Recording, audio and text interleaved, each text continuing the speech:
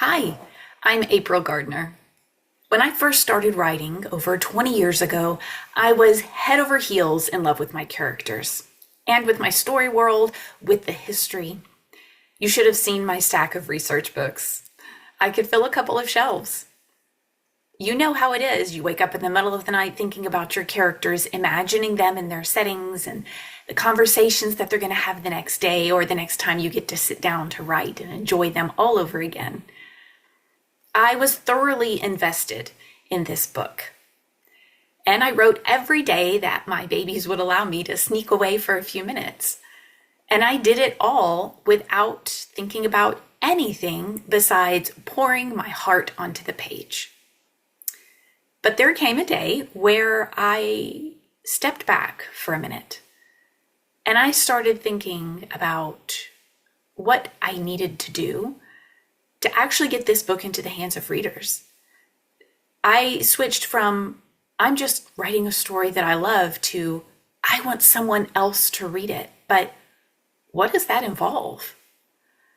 And I was in a little bit of a pickle because I hadn't taken a single moment to think about any of the foundations that every new Christian fiction writer should be developing as they write their book.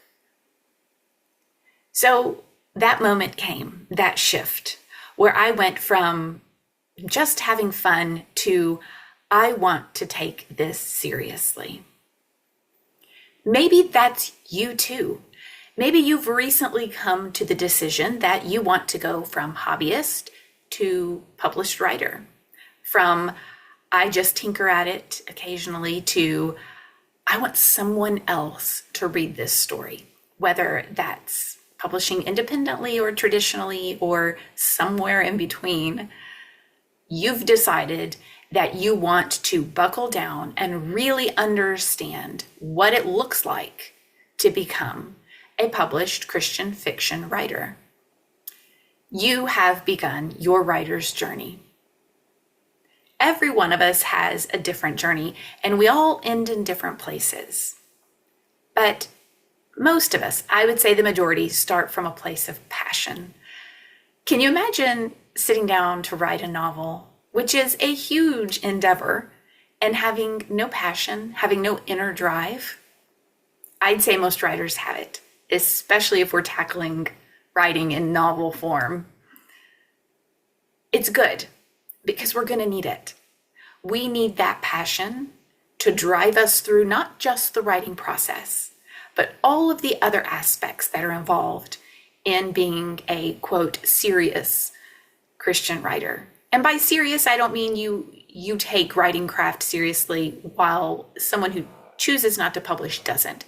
I mean considering it as a business, whether you just want to earn $100 a month or you want to get that huge contract. You're going to take it seriously now. And I'm so glad that you are here. I am so glad that you've paused to reassess, to say, let's do this right. That's what we're here for today, to give you an overview of what it looks like to be a Christian fiction writer in today's world. But before we get to that, how about a little introduction? I'm April, and I've written a lot of books. On top of that, I'm a professionally trained editor and book coach, and I've founded Right Start Fiction Studio. I love historical Christian fiction. It's where I cut my writing teeth. And in the last couple of years, I've branched off into biblical fiction, which is an unexpected joy. In my personal life, I'm a beekeeper who lives in Texas Hill Country. Absolutely love those buzzing little girls. I'm also a polyglot. I speak Spanish and Italian. Spanish because I grew up on the mission field of Spain, and Italian because when I decided to go back to college as an adult, I decided I also wanted to learn a third language. So there you go. I am also a national park enthusiast. Absolutely love visiting national parks, not just in our country, but anywhere I can find them. And I'm keeping a tally of all the ones that I've been to, hoping to get to all of them eventually. Now, I have Child of God at the bottom, not because it's least important, but because it is the absolute first foundation of a Christian fiction author. Without this, without our position in Christ, We could be any author. We could write any book. But as we are children of God, we have a very special label. We might even have a calling to write.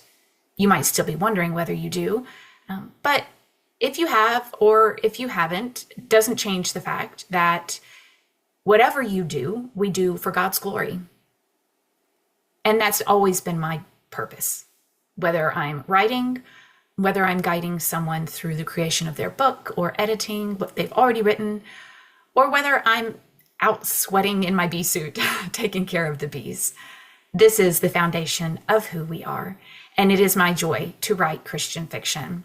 It's also a joy to help others along the way.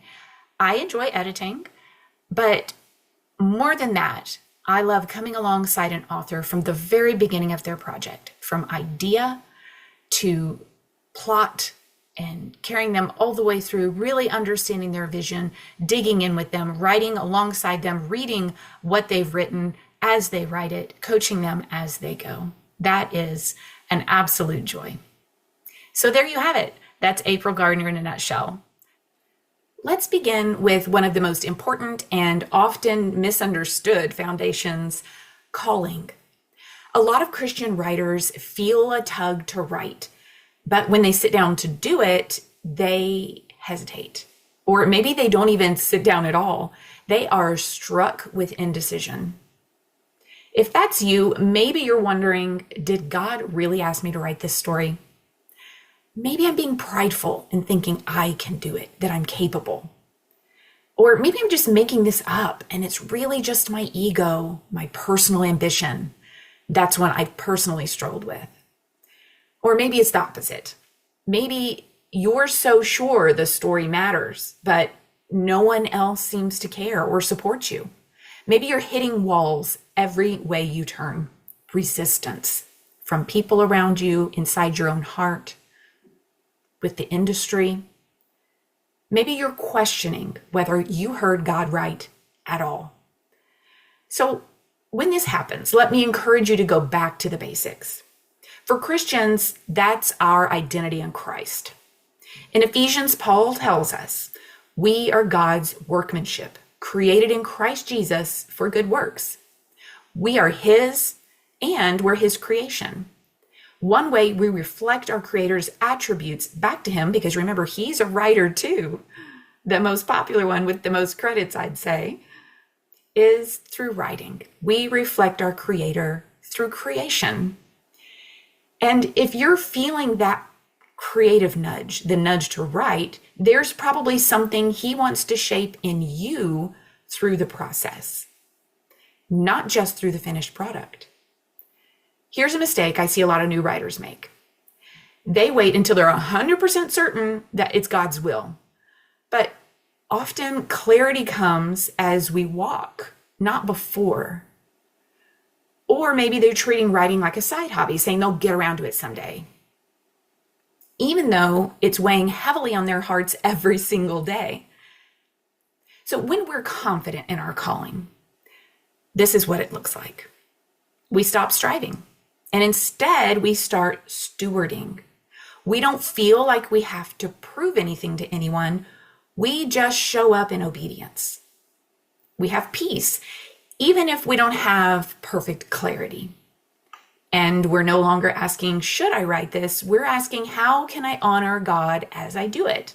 How can I, to use the Apostle Peter's words, proclaim the excellencies of Him who called me out of darkness and into His marvelous light?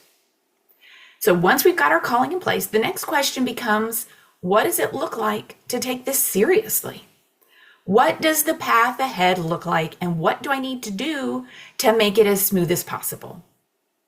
That brings us to the next foundation, which is preparation. So you're called to write, but now what? If you've ever sat at your computer wondering, where is this all leading? You are certainly not alone. One of the most overwhelming parts of being a new writer today is realizing that it's not just about finishing a book. It's about navigating an entire world. There's the actual publishing. There's genres to consider and deadlines to meet. And then there's the marketing and advertising and branding. And let's be honest, none of that feels very creative. But here's a perspective shift from Proverbs. The heart of man plans his way, but the Lord establishes his steps. So preparation isn't about control, it's about wisdom. It's about stepping back, slowing down, and understanding the terrain before we build something on it. As a Christian writer, we're not just writing for fun. There's that part too, for sure. But we have an extra responsibility to build something that serves others and that advances the kingdom of God. And that deserves intentionality. Okay, so a common mistake here is ignoring this foundation entirely. Some writers pour their souls into a manuscript, and then there's a moment of panic when they realize that they don't know whether they should be self-publishing or pitching to an agent or what they're going to do with it when they're done. Others are chasing trends. Maybe they're jumping genres, or they're mimicking popular books thinking that's going to give them a leg up. And they do all of this without considering what God's really asking them specifically to build. Preparation helps us slow down, zoom out, and ask some really vital questions. What's my genre? Who am I writing for specifically? What does success look like to me? And the questions are endless. So now what does this look like when it's strong? This foundation is strong when we have specific goals in mind, when we know our publishing options and we've chosen one, when we understand how our book fits into the wider world of Christian fiction, and we have realistic expectations that aren't going to crush our joy or that fun that we have in writing. Instead, they protect it. This is the difference between writing a one-off passion project and actually stepping into a long-term writing life. Okay, so once we're thinking long-term, it's time to look at the heart of the craft. Because it's not just about what we say, it's about how we say it, how the message is carried. So let's talk about craft. If you've ever thought, I know my story is good, but I just don't know how to write it well, that is a craft issue. Maybe you've started writing your novel 5 different ways. I did that. I actually wrote 5 different versions of my first novel, and the one that ended up being published wasn't that one. Maybe you can't figure out why a scene feels flat, why it's just not ringing true. Or maybe someone gave you feedback that made you second guess your entire ability to tell a story. Here's a truth we need to keep at the forefront of our writer's mind. Whatever you do, work at it with all your heart as working for the Lord. Excellence in storytelling isn't just a skill. It's a form of faithfulness. If God's given you the story, it's worth learning how to tell it with skill and clarity so that the message God has for us to share actually reaches our readers. If they put down the book, that's not going to happen. So let's talk about mistakes that might be happening here. One of them is that writers think that passion is enough. They believe that because their story is amazing to them, that it is meaningful to them, that readers are just going to automatically get it. But readers need more than heart. They need hooks and pacing and structure. They need solid character arcs, and they need emotional payoff. And if they're Christians, they're looking for a strong spiritual message. Craft, learned well, gives you the tools to bridge the gap between what's in your head and what's on the page. And when you start investing in learning the art of writing, things are going to shift. You're going to be able to identify what's working on the page and what's not, what needs to go, what needs to change. You're going to stop rewriting, and you're going to know how to move forward with your story with a very clear plan. You're also going to write cleaner drafts, and you're going to edit with more precision. And most importantly, we can stand behind what we're building because we've learned to do it well, and we are confident in that. But no matter how good our writing gets, we are not meant to do it alone. So let's talk about the next foundation, which is community. Writing itself is a very solitary act. It's you and your notebook or you and your laptop. But the writing life was never meant to be a solo mission. If you've ever felt like you're on your own with your writing, or if you've ever thought, no one in my life gets this, or I'm too afraid to share my work with anyone, I'm afraid to be judged, then this foundation of community is especially for you. In Ecclesiastes, we read, 2 are better than 1, because if either of them falls down, one can help the other up. And that's not just good life advice. It's essential for writers, especially Christian writers, because when doubts hit or the rejection letters come, we're going to need people who can remind us why we started, why we're in this at all. The biggest myth around this foundation is thinking that we're going to magically find community once we're published or once we're good enough. But community doesn't come after success, although it can. It's better when you find community before because it will actually fuel that success.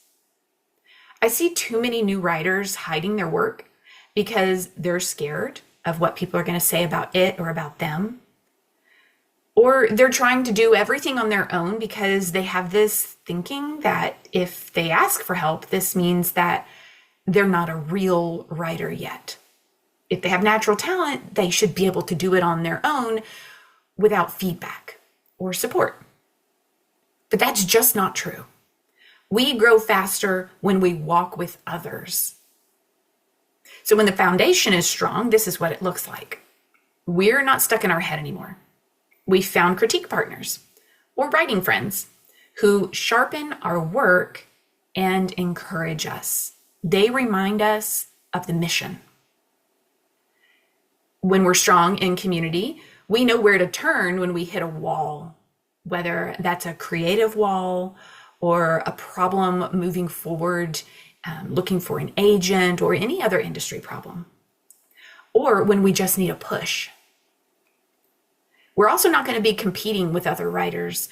We're going to be cheering them on, and they're going to be doing the same for us. All right, so once we found our people, the next step is learning how to show up for your future readers. That's right, we're thinking ahead. Remember, this is foundational work. So that's what's going to come next. Platform. This is the foundation that makes most writers feel a little awkward, or a lot awkward, or maybe even break out in a sweat. And if that's you, I am right there with you.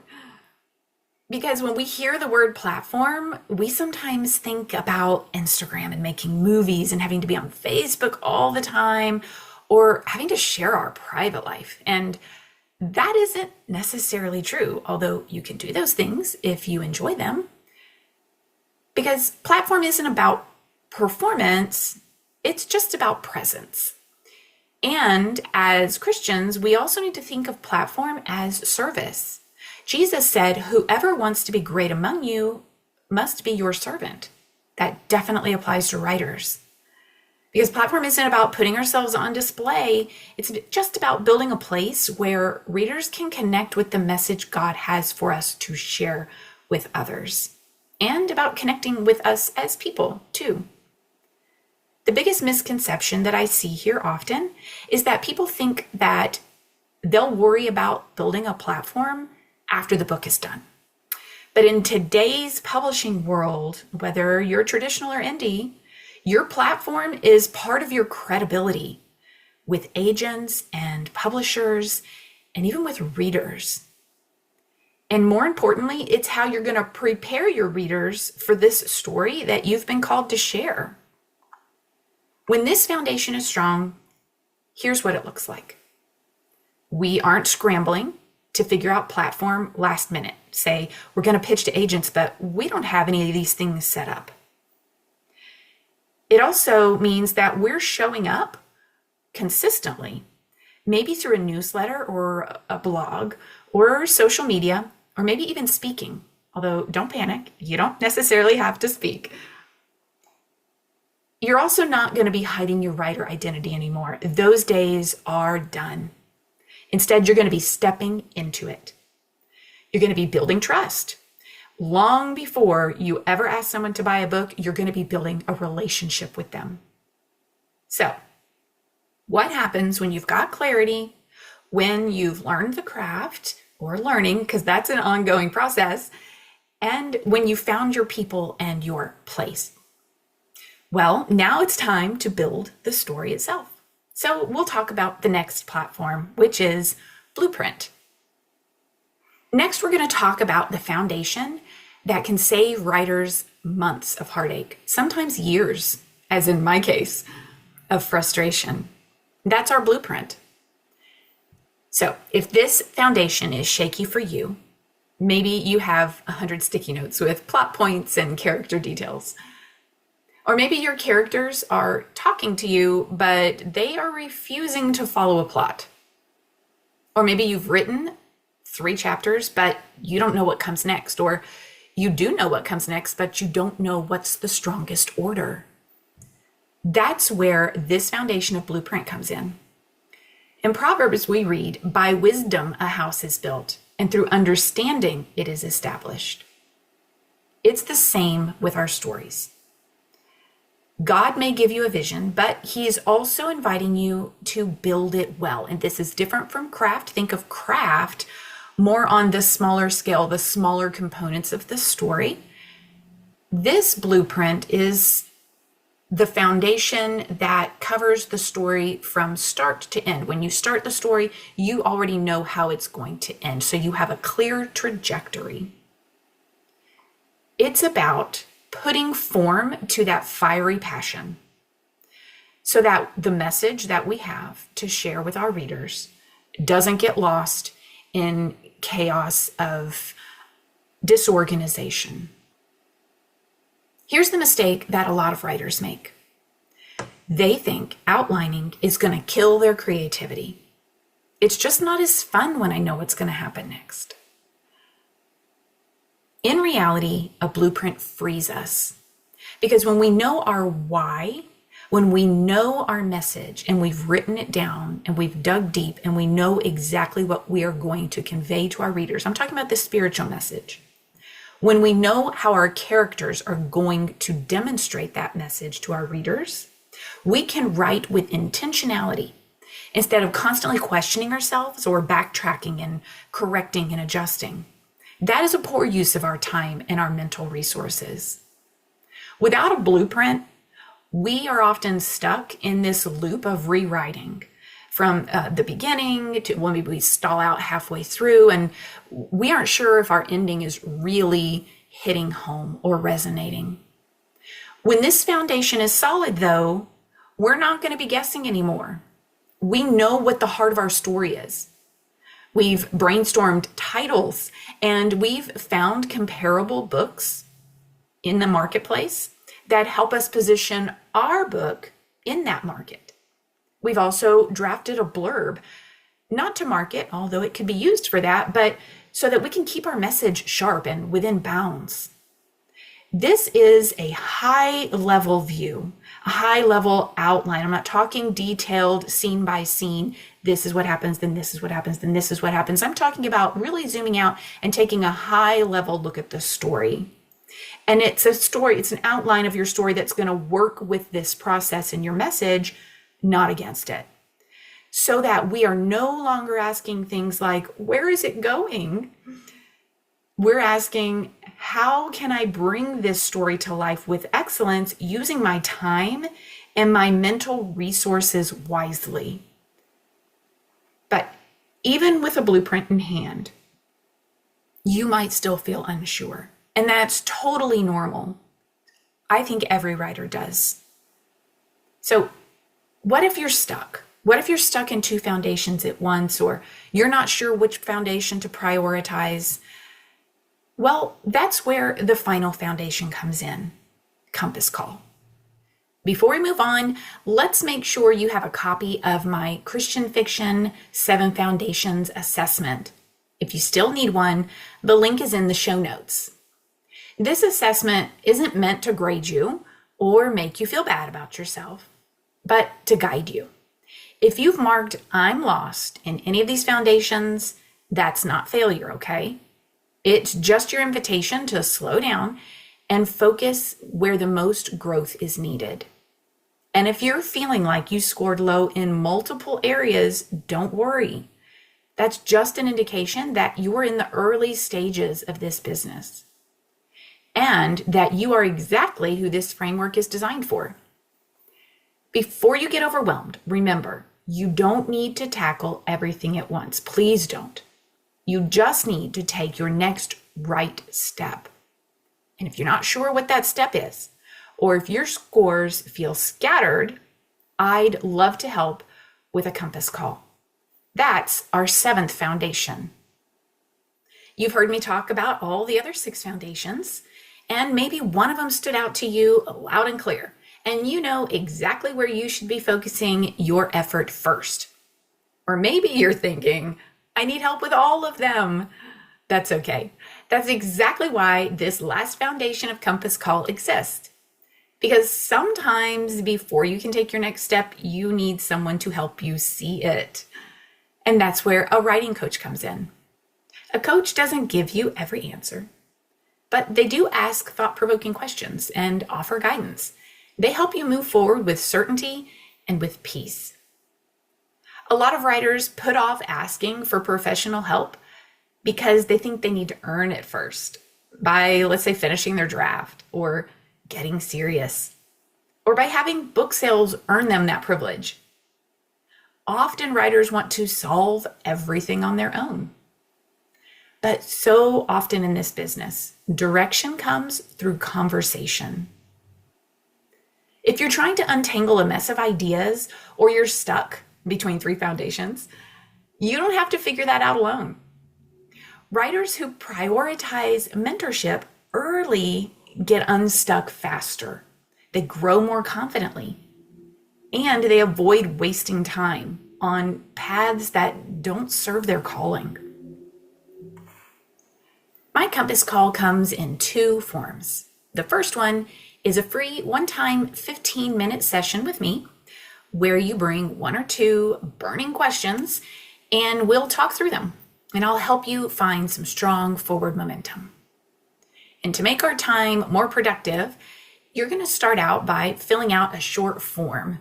It includes a few questions about your writing journey and also your assessment scores, so that when we meet, we can get straight to the heart of what you want to talk about. You're also welcome to book a call just so we can get to know each other. I would love to meet you. So follow the QR code here on the screen or click the link in the show notes to book your appointment. The second option is for you if you want more time with me. Of course, you can have both calls. You can book a free call just to see if we're a good fit, and then you can book a paid 50-minute coaching call. For $87, we can spend 50 minutes going deep into the foundation or foundations of your choice. And we can cover any topic that you feel is holding you back. If you would like to spend the whole 15 minutes brainstorming your next novel, bring it on, let's do it. Or if you want to talk about platform, where you should put your efforts reaching your readers, let me help you with that too. Whatever you want. So, same as in the previous form, I'll ask you to fill out a short Google Docs form where you're going to answer just a few questions so we can jump straight to the issues that are weighing heavy on your heart. Follow the QR code or you'll find a link in the show notes. Before we wrap up, let me leave you with 3 very simple steps to help you keep moving forward. Have a look at your assessment. That is step number 1. Very simple. And remember, low scores are your invitation to grow. That's where you want to put your focus first. which is step number 2, choose your focus. Pick 1 to 3 foundations where you want the most clarity or traction. That's going to be your starting point. And remember, you don't have to fix everything at once. Step 3 is going to be book a compass call with me. Whether it's a free 15-minute chat or the full 50-minute strategy session, we're going to use your answers to dive straight into what matters most. No fluff, just clarity, encouragement for you, and next steps that are tailored specifically for your writing journey. I can't wait to meet you or to walk alongside with you if you so choose. So let's start the writing journey with confidence and purpose. I'm right there with you.